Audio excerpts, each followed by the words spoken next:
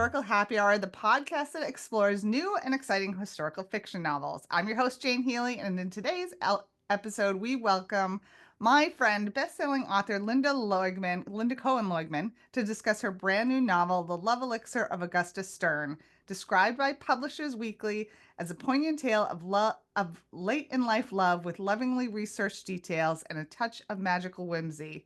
And as of today, People Magazine's pick of the week. Welcome to Lynda. Thank you so much for doing this. I am so excited to see, first of all, Jane, I'm so excited to see your face. I'm so excited to be Me chatting too. with you. This is like my favorite thing to like Oh, be in my in my jeans and in my comfy clothes it, and oh, talk to you about historical fiction. And thank you so much for having me. oh, yeah. No, this is so great. I was just saying to Lynda before we got on, it's like this second week in a row, I have a friend on the That's podcast, and it's just, I'm so looking good. forward to I loved the book. I loved it. And I'm so happy to have you here. Thank I'm going to you. do a quick bio and then we'll jump in. Lynda Cohen Loigman is the author of The Matchmaker's Gift, The Wartime Sisters, and The Two Family House. She received a BA from Harvard College and a JD from Columbia Law School. She grew up in Longmeadow, Massachusetts, and now lives with her family in New York. Thank you again for coming. Of course. So, My I love this book, and tell us the inspiration for this wonderful story, which is rooted in your family's history, specifically your husband's great grandmother. Yeah. So my Yeah. husband's great grandmother was a pharmacist, and she graduated from Fordham's School of Pharmacy in 1921. And I had always heard stories about her. My mother-in-law had this like needlepoint pillow in their house when I first started dating my husband, and it was a needlepoint picture of a woman with red hair in a pharmacy lab coat, and it had like needle pointed like little like pharmacy scales and different things all around the pillow, and it said Goldie on it, and that was her name. I did not know that that was her nickname. I thought that was her actual like given real name. But anyway, she was always referred to as Goldie, and they always told stories about her because she lied about her age all the time. She had a store that had been her husband's store, and he passed away very young, and so she went to pharmacy school so she could run the store.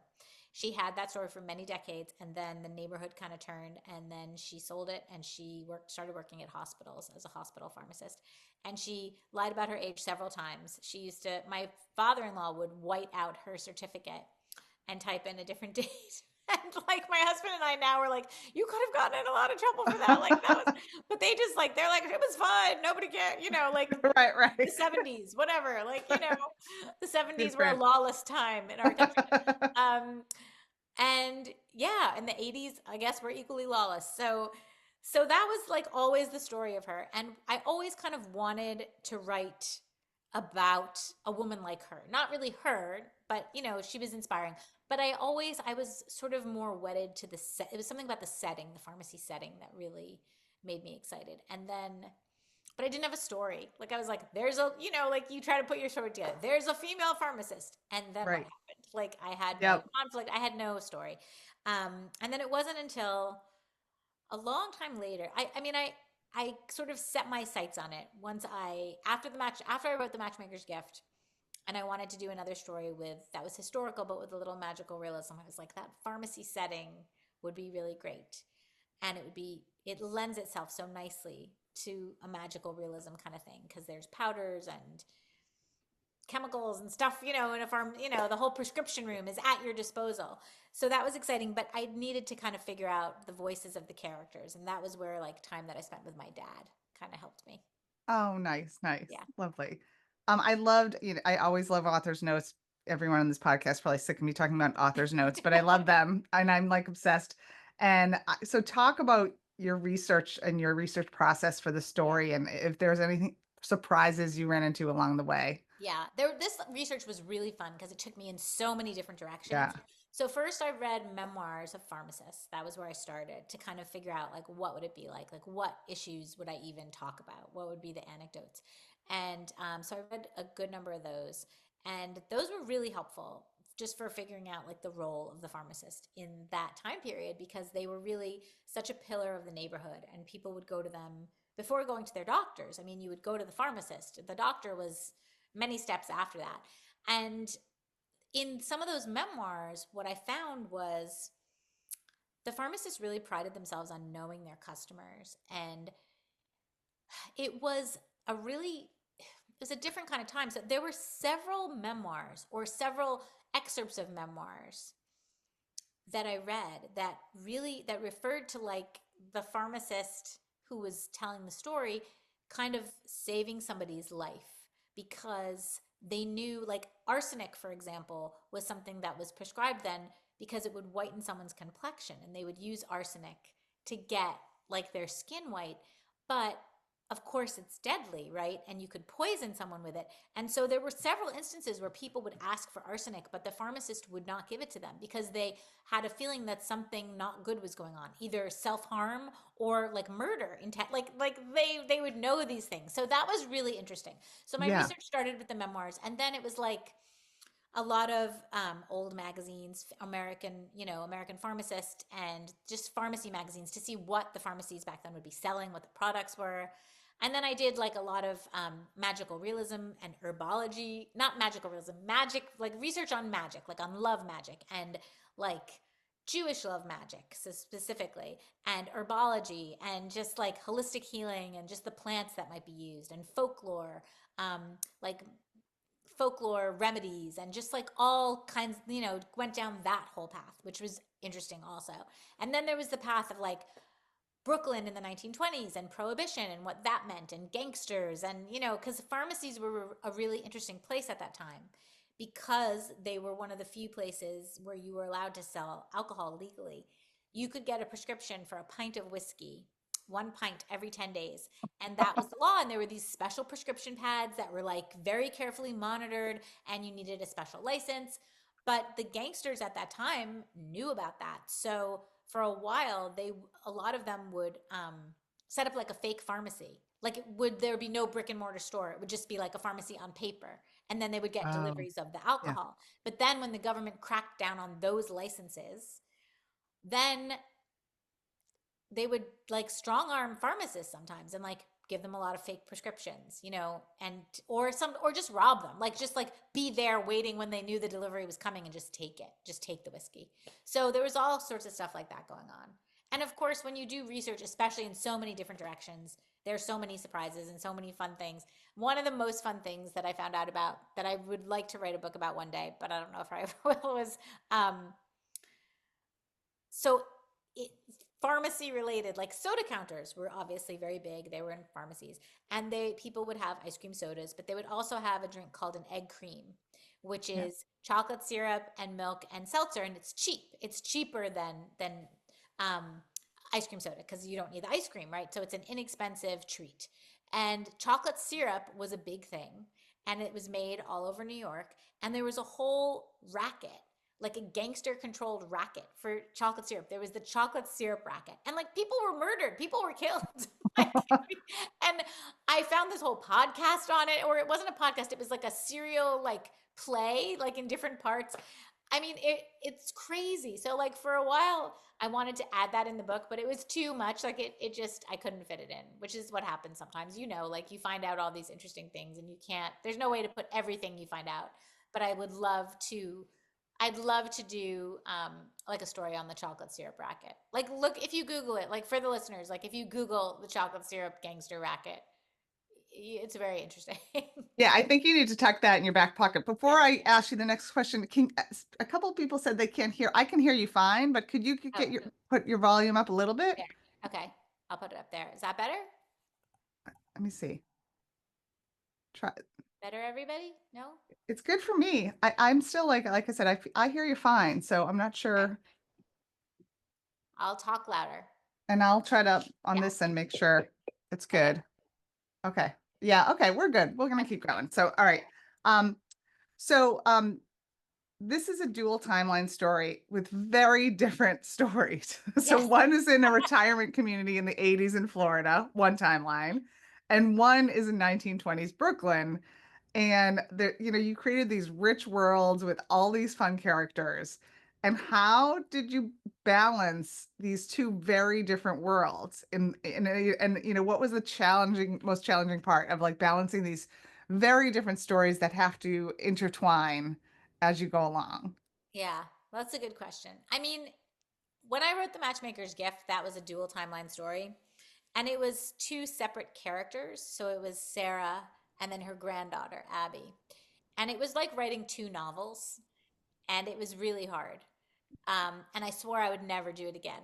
So of course I had to do it again. Yeah. But this time it was a little bit easier because it's Augusta in both timelines. It's young Augusta making all of her mistakes, and then it's almost 80-year-old Augusta who is facing the consequences of all the mistakes that she made in her past. And I think um, the challenge was like the tone is very different in the two Hmm. timelines. So the tone of 1980s, which is where it starts, the first scene is in the 1980s, is, I hope, kind of humorous. It's supposed to be kind of funny. Like when the story opens, this isn't a spoiler because this is like the very first chapter. When the story opens, Augusta has just been fired from her job and she's forced to retire and she moves to Florida. And on her very first day, after swimming her laps, because she's a super fit, almost 80-year-old woman, she gets out of the pool and someone calls her nickname over her shoulder. And it's a name that she's always hated and she hasn't heard it for 60 years. And she freezes in the Florida sunshine. She goes totally cold and she turns around, and there is Irving Rifkin, the man who broke her heart 60 years earlier, who was her father's pharmacy delivery boy. And so it starts there, and I think it's fun. I mean, I tried to make it funny because she's so angry to see him and he's so happy to see her. So it's just funny because he's like, I thought you said you'd never leave New York. And she says, and I thought you'd be dead. Like they have like a real rapport. So the managing the two tones and keeping true to those, because the 1920s tone is very rich. It's very atmospheric. Hmm. That's where the mystical kind of part is. And um, you know, Augusta's great aunt comes to stay with them, and she's from the old world, and she's doing kind of mystical healing things. And so the 1920s part is more serious. Um, Hmm. and it was kind of like managing those two things and not like trying to, like, sometimes I would be in a funny mood. I'd be like, I'm so funny. Let's tell some more jokes. Like I would have to stop myself from it was like a very different headspace to write those Yes. two things. Oh, So yeah, I'm yeah, sure. yeah. Yeah. So that was the challenge. Like I write I write in the order that you read. So I Okay. always make myself stop. I don't write one and all of one timeline and then all of the other. I write it in the order that you read it. And so there's a little bit of whiplash, in terms of just really the voice and the tone of the two time periods. So that was the challenge, just Oh, managing. yeah. Yeah. And, I was thinking about it when you were writing, and it was funny. The retirement community was really funny. And I have to give a shout out because I was reading it and listening to it on audiobook at the same time. Yeah. And the audiobook narrator like nailed it. Like her voices, everything was it She's was so, great. Yeah, so I love good. her. Yeah, I really love her. She was one Yeah. of the voices for the Matchmaker's Gift. I had two voices. I had Okay. Sarah and then Abby, because Abby's young. So I had asked them, like, could we have two voices for that one? Because it felt like it was two different people and it was like $2. So they did that. But it's Gabra Zachman, and she's the voice um Oh, so good. for this whole book. Yeah, and I really loved her. Yeah. I want speaking of Great Aunt Esther, I want to talk about her as a character. She comes to live with young Augusta in the 1920s with her Yes. family after, and this isn't a spoiler, Augusta's mom passes away. And so I loved her as a character. I've noticed in like your reviews, like people love this character. And I think today she'd be described as like a holistic healer or a homeopathic Yep. healer, Yep. and Yep. but of course there's also this mysterious mystical element to her. How did you develop Esther as a character? So Esther's I mean, she goes from house to house kind of in her family. She is from Russia/Poland, whatever. Back then they never really were sure because the borders were always changing. So she comes to this country. She's an immigrant. But her English is very good because she's been here a while and she's stayed with different relatives, sort of wherever she's needed. So she kind of goes wherever she's needed. And Augusta's family needs her because her mother has passed away, and it's kind of like the house has gone to rack and ruin. Like they're eating junky meals and there's dust everywhere. And so her father, who is a pharmacist, Solomon Stern, agrees to let Esther come. But my thought was that always that Esther was going to be a little bit of a thorn in Solomon Stern's side because he is very serious about the way he goes about being a pharmacist. He takes his job very seriously. He's very scientific, very by the book, measuring every gram of, everything. And he truly believes in the science of everything. And he does not look past that. If the science doesn't work, if the actual whatever, then there's nothing that can be done. And of course, he's grieving because he's lost his wife. Um, and Esther doesn't go about it like that. She knows just as much as him.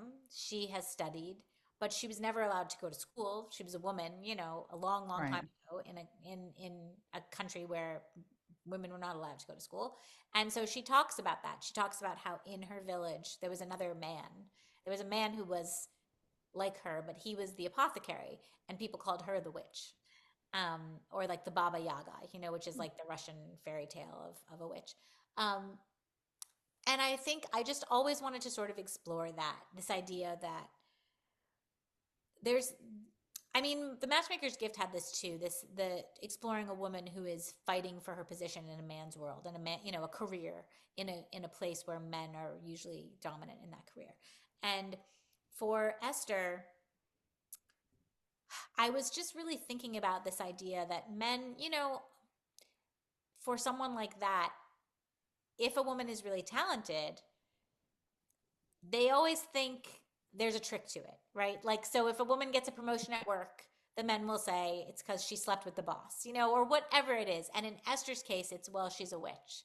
And she says, Hmm. she has a line, every talented woman, to some men, every talented woman is a witch.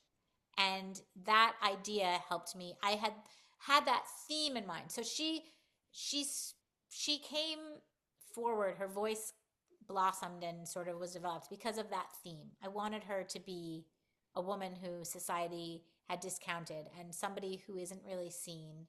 And she sees the people she's healing. She goes about everything in a very different way. And she is funny because when people come to the pharmacy and like the pills don't work, she like gives them a wink and a nod and says like, I got something for you, come with me. Like, and like, Right. and she gives them chicken soup laced with whatever it is. It was also, there's a phrase which I'm sure many people will know called Jewish penicillin, which is what people would call chicken soup, right? Um, and I'm not that, I mean, chicken soup is like a healing thing in every culture. Like everybody makes chicken soup for their sick kids or sick relatives. But this idea that phrase, Jewish penicillin, I love that phrase. I wanted to use it in the book, but penicillin wasn't Oh, invented. right. Like it wasn't a thing in 1920. And actually, that was another historical path that I went down because when I was researching the history of penicillin became mass produced. I don't remember the year that it was invented, but it became mass produced because of World War II. And because they needed it to fight infection on the battlefield. So they started mass producing it. And it's like a mold. And there were in New York, there was one of the like production centers. And there were, I feel like this is a book you should write, Jane. There were this group of young women called the penicillin girls. Was it the penicillin girls? Yeah, the penicillin girls. They would feed the mold. Like they were in charge of watching the mold and stirring it and feeding. Like you'd have to give it sugary. Like they fed the big vats of penicillin, and that was their job. And they were the penicillin girls. And I was like, oh, this would be a good book. Oh, Except, that's a good right? one. It's a great title, but like honestly, it's kind of boring. Like, what do? They just pour, but like I don't Well, know. it's also like again, like you're saying, like, well, what's the story? Like a woman Right? What's the pharmacist, yeah, what's the story? Like, where's the arc? Like, what happens? Yeah, yeah, Yeah. exactly. So there's like so many fun tidbits. But Yeah. Esther came from those, like she came from that phrase. That's where Hmm. the chicken soup idea came. And it was like this idea that she was going to be making chicken soup and singing over it and kind of like this woman in the kitchen, but she's a great cook, but she's also cooking up other stuff. Right, right. Yeah. I think one of the themes that came through too is the idea that women treating women, like women treating women medically, women caring for women. I think that that's something that certainly still resonates today, and I liked that aspect of the story too. Like even if they have to knock on someone's door, like on Esther, and in the middle of the night or whatever it is, yeah. Yeah. Well, because so this is a theme like that I've been talking about like at my launch um events this week. Like just the idea the idea of being seen. And Esther sees the patients in a way that Solomon Stern doesn't. And she sees women. And I think that's something that we struggle with today. I know for me, I've been to doctors who've dismissed my complaints, and I've felt really like it was because I was a woman. I had terrible vertigo many years ago for months and months, and Uh, it was a real thing, and I needed medicine, and it was a vestibular vertigo. It was a whole long ordeal. But before I found the specialist who helped me, um, I saw this ENT, and he just would say, "You're stressed, you're uh, dehydrated," and it just like he just absolutely didn't listen to me. He did not care, and so there's this idea of being seen in the medical world and in just the world. I don't know. I just think that mhm. that was something that I wanted to touch on. Yeah, no, excellent. So interesting. And so I thought it was really interesting too that you don't read many dual narratives, many books where the main character is a 79-year-old woman. So did you always plan on making her 79, like as like in the dual narrative, or was that kind of something that evolved? I mean, I really like writing about young people, and I really like writing about old people. Middle-aged people, I don't, because I'm middle-aged, so I just think it's boring. Um, but yeah, I always knew she was going to be older. I knew that. And so when I was trying to piece this book together, my dad, so it was in 2021, that summer, right when everybody was like getting vaccinated, like right in that was that summer of 2021. And my dad had a bad fall, and he got ill, and he wasn't doing well. And that whole summer was sort of spent like me going back and forth to Florida, checking on him and like setting up aids and having, help. And sort of, we weren't sure if he was going to bounce back so that he could still take care of himself again, or if he wasn't. And he didn't. So I had to move him to an assisted living community. And that was where I spent a lot of time. I mean, I actually wrote 100 pages of a different book before this book, where it was basically just like about a woman who moves her father to an assisted living community. Like, I wonder where that came from. And that was how I kind of processed all of it. But it was really like I sat with my dad there, and I've said this I think in my author's note, but my mom died very young. She was 63, and my dad dated for like 15 years, and he never up until the day he died, he was looking for companionship and wanting to be with someone and find another person to love. He had like three different long-term girlfriends, but the last relationship ended right before his move, because when he got out of the hospital, and I understand this, she didn't want to be taking care of him. She had taken care of a sick husband for a long time, and she just wasn't up for that. So, and I think that happens a lot. So she was out of the picture. And when he moved, like, and I sat with him a lot in the little lobby area, the sort of lounge area where in his community, and just listened to all of these people flirting and talking and just the whole thing. And like, it was so funny and so interesting. And you really see then like the idea of being seen. Like, we don't see elderly people a lot of the time. We Hmm. discount them. The we don't give them their due. We assume that they're not as capable of having the feelings that young people have, but they are. Like, Hmm. maybe they don't remember every little thing, but I think to see someone who's that age is important. Um, and to give them that piece of their dignity is important. And so that's, when I sat there, that's when I really figured out the story.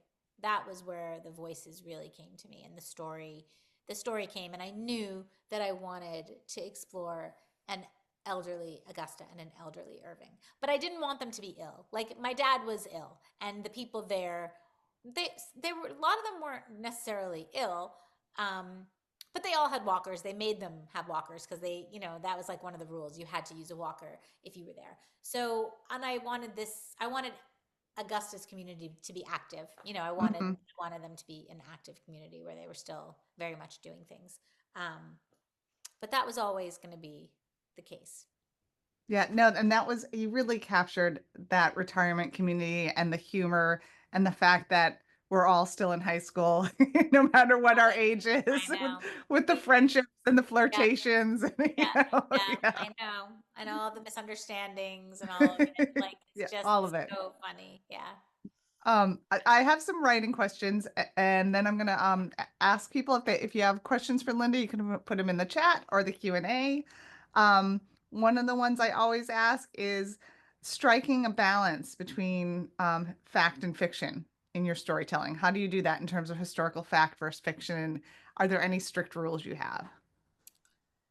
So, are there strict rules? No, I don't think I have rules. I mean, I try to get the atmosphere right. I actually was really sad because I made a mistake right in the beginning of the book, and I have to tell them about it for the paperback. Someone emailed me.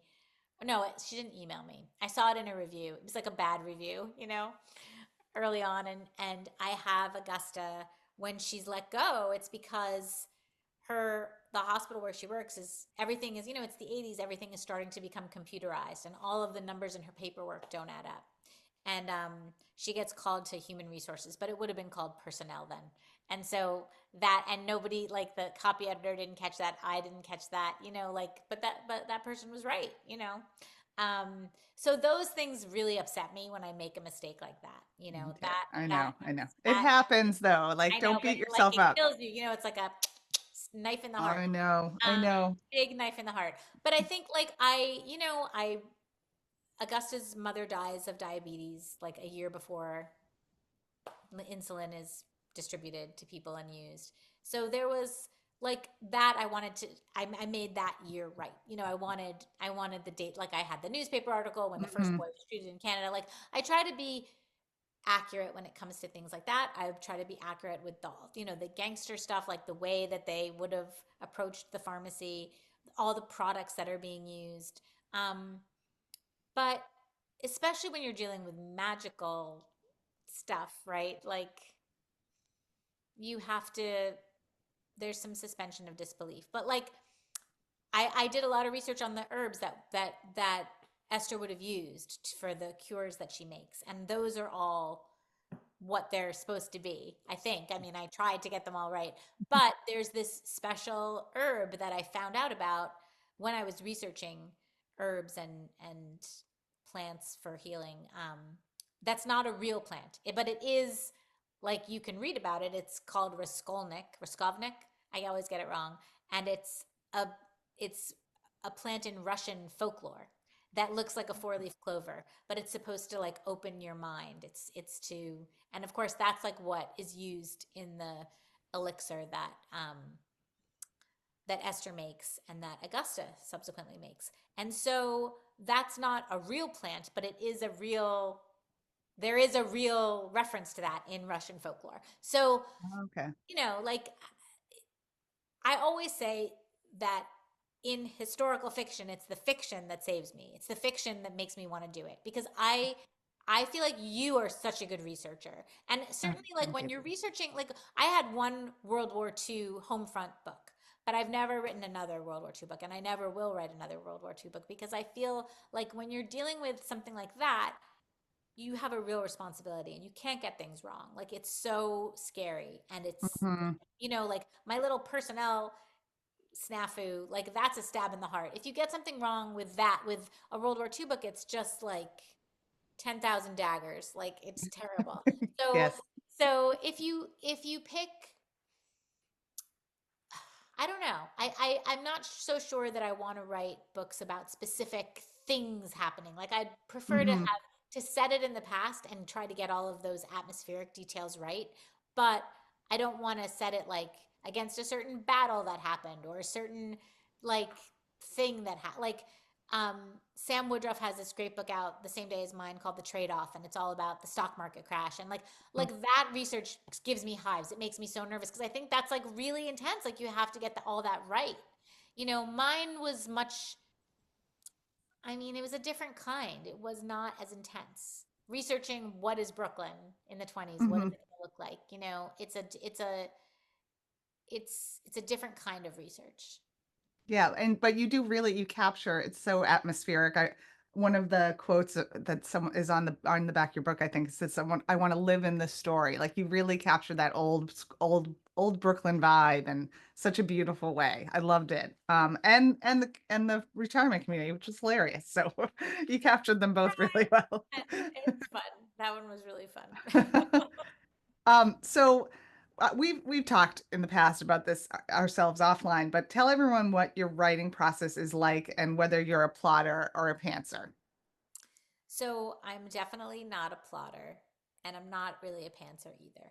I'm sort of, um, I like when I start a story, I like to know the beginning and the end. I always know the end, and I like to know the certain stopping off points along the way, certain dramatic scenes that I know that I'm going to want to write about.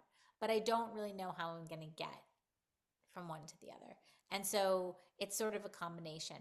Um, and I make lists and I make a lot of notes, but it's not an outline. It's not like I say chapter one is going to have this, because I don't really know how long is chapter one going to take me. If I think that XYZ is going to happen, maybe that's only going to be a sentence. Maybe I can capture all that. I don't really know until I start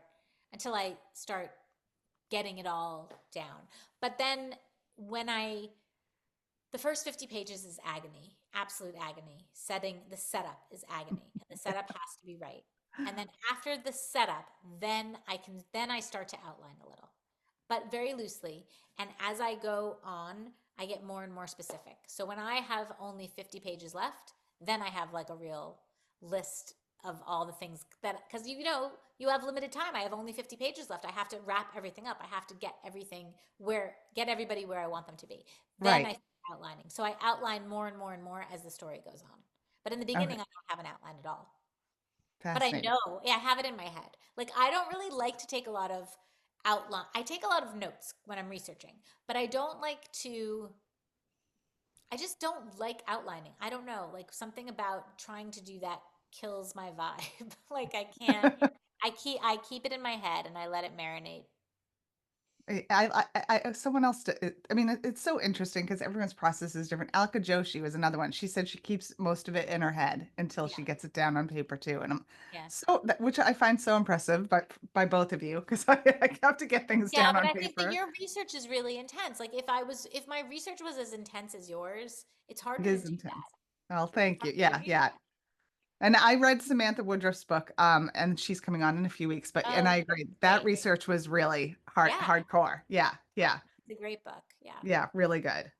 So your first two novels were straight historical fiction, and this one, in The Matchmaker's Gift, as you said, incorporates this magical realism. And what made you pivot, and what's been challenging about that, and what's been like, I love it, and I love the way you do it, and I think it's hard to do well. And so what made you pivot to sprinkle some of that sort of aspect to the story?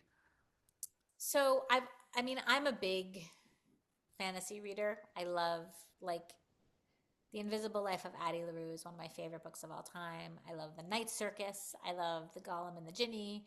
I even like the dragon books, the Fourth Wing. I like all these things. I loved the Game of Thrones books. I loved all the Harry Potter books. I love all that stuff. I grew up reading the magical books were my favorite. Edward Eger's Half Magic was my favorite book as a child. Oh, very good one.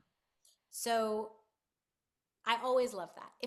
If you had said to me, did you want to be a writer? Like not really, but I kind of wanted to be a British person writing children's books. Like I wanted to be the female version of Edward Eger, and I used to try to write like a British children's book, or it would have been more middle grade or whatever, and I never could because like I just never could. But I always loved it. Those are the stories that I love. And then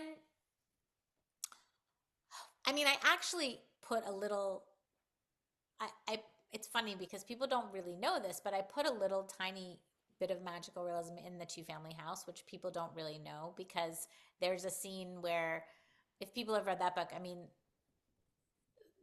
I don't know if I should, it doesn't really matter with the spoilers, but there's a night when two babies are born and something happens and a midwife is there and it's a blizzard and it's this very fuzzy kind of, I wanted it to be very fuzzy and very hazy and I wanted to, you to kind of like not exactly know what happened, but you know what happened. Like it's not a secret. You're supposed to know what has happened with these babies.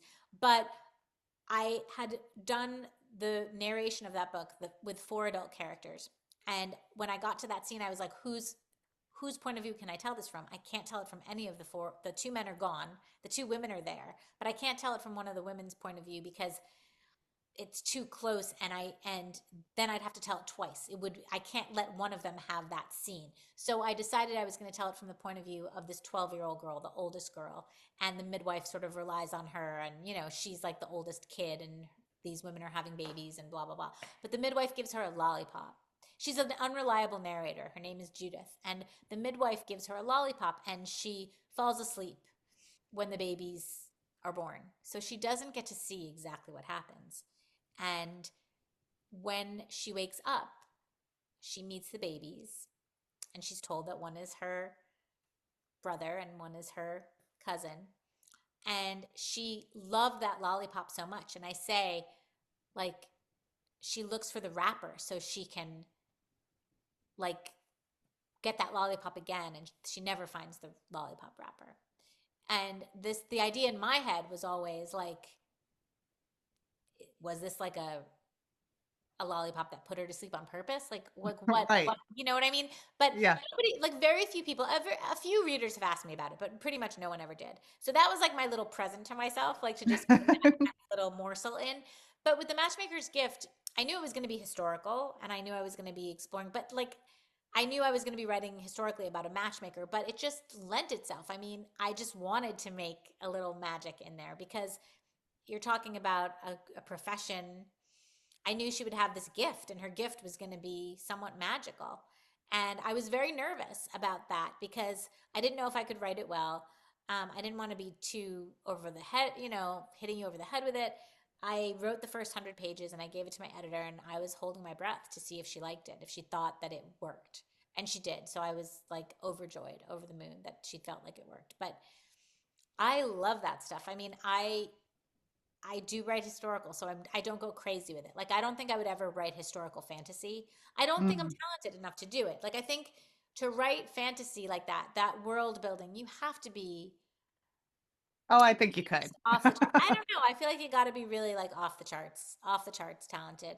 And I wouldn't want to do it badly. I would want to do it like I would want it to be as good as Addie LaRue, and I don't think I have that in me. But that, those stories I just love. I don't know. It's fun for me. It's really fun. I I don't love Daddy and Liver too. I it was so good. And so I just feel like I don't ever want to go back. Like I love this kind of thing. I just love it. It's so Oh, I don't know. that, But well, you have you, to be careful. You have to be careful. Like when you put magic in a book, you have to have rules for the magic. You asked right. about rules, like what are my rules for a story? Like for magic, I always figure out what the rules are. You know, Yeah. Yeah. like No, for the matchmaker's gift, she couldn't find a match for her children, and she couldn't find a match for herself. And those were some of the rules. Because yeah. that, like so it was like that. You have to find the limits of it. Yeah. That would be cheating. Right. So, Yeah. yeah. Yeah. Yeah. And in this book, like this, it's called the Love Elixir of Augusta Stern, but like there is not an actual love potion that makes people fall in love with people. Like that would be, I mean, I've said this like a couple times, but like I can't roofie people. Like I can't be Right. roofing people in the book, right? Like that takes away free will. That's cheating. You can't. It's not going Mhm. to be an actual love potion. It's an elixir that does something else, and the Right. something Right. else is different. It's not as far fetched, and it's not it's just people will see when they read it. I don't want to give it away, but Right. it's something else, and it had to be something that was fair, you know. Hmm. But at the same Yeah. time, it's dangerous. And when Esther makes this elixir. She says, if you ever give this to somebody, you have to tell them that you're giving it to them. You have to be honest with them if they're going to take it. You can't just give it to somebody without their consent. Right, And right. so she has her rules. Esther has her rules for it. Um, and Augusta doesn't necessarily follow the rules, so that's not good. Right. I want to talk too. I love talking covers, and I loved this one. I didn't even really notice till today that like there's a little like wisp of Of smoke smoke, coming up. yeah, Yeah, yeah, yeah. Oh, I'll hold it yeah. up That's better. Sorry. cool. Yeah. I don't even know if you can see it in the light, but If you did you have go back, so yeah, there we go. Oh, there we go. I can get it now. yeah, Did you have a say in the cover? I love it. It kind of just suits the story so well. yeah.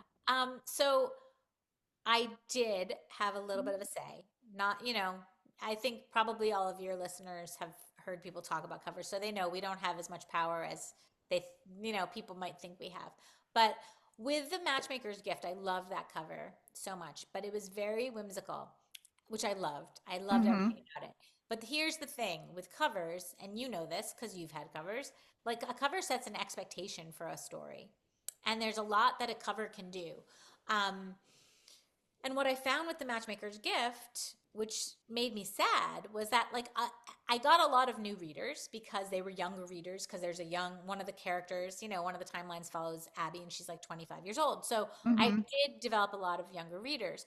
But I feel like I lost some of my historical readers with that book because of that cover and title. And it sounded like an awful lot like a romance book, The Matchmaker's Gift.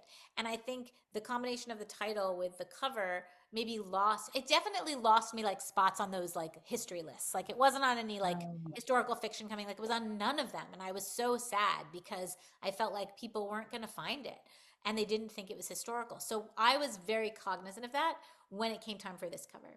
And Okay. I said to them like many times, like, I really want to make sure that our next cover says historical.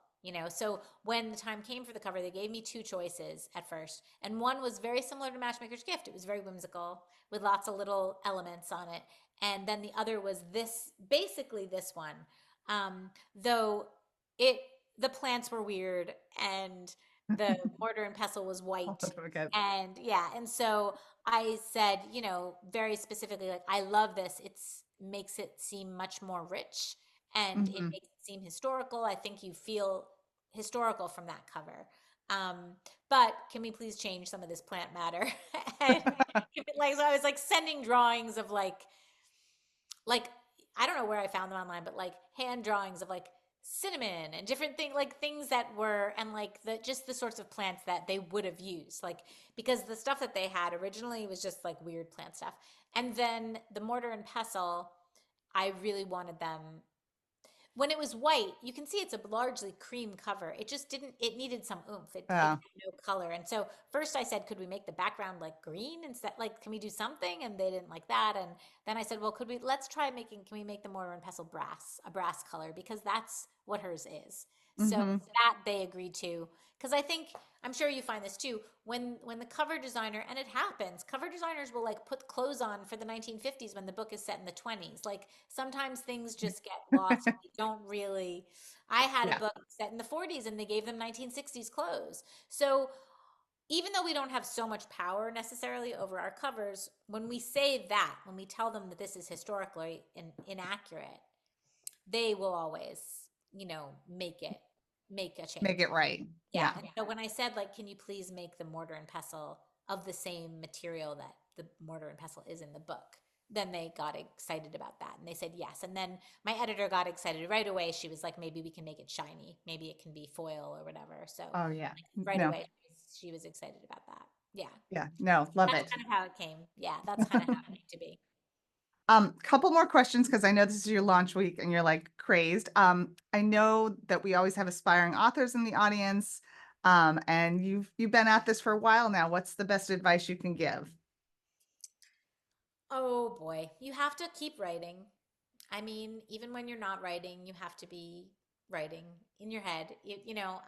I have not written for a long time now. I'm really struggling with my next story, but I do try to write. every day, even if it's just a sentence, even if it's just a word. I touch the story in some way every day, even though I'm not getting much of anything done with it. And even though, like you said, it's launch week and there's a lot going on, but I still, even if it just means that when I go to sleep at night, I turn over and I think about the story. I Hmm. do that every day. So I think it's important to be in your story, to not let go of it. It's like, losing that memory, losing that muscle memory of the story isn't good. Then you have to catch yourself back up again. And then I would say also like really find a community. That's just, Hmm. so important. Like I'm so grateful that I met you however Me many too. years ago it was that I met you, because you need to have people that you can talk to about all this stuff. Publishing is a notoriously opaque business. There's not a lot Hmm. of information, and that's not necessarily anybody's fault. It's a very strange business. Um, Nobody really knows what works to sell books. No, Nobody really knows how it goes, and there are no guarantees and no promises, and it's not merit based necessarily. nope. It's just, so there's so many weird things that happen, and I think it's just so easy to feel alone. And I think Hmm. you need to have people who are going through what you're going through. A Yeah, 100%.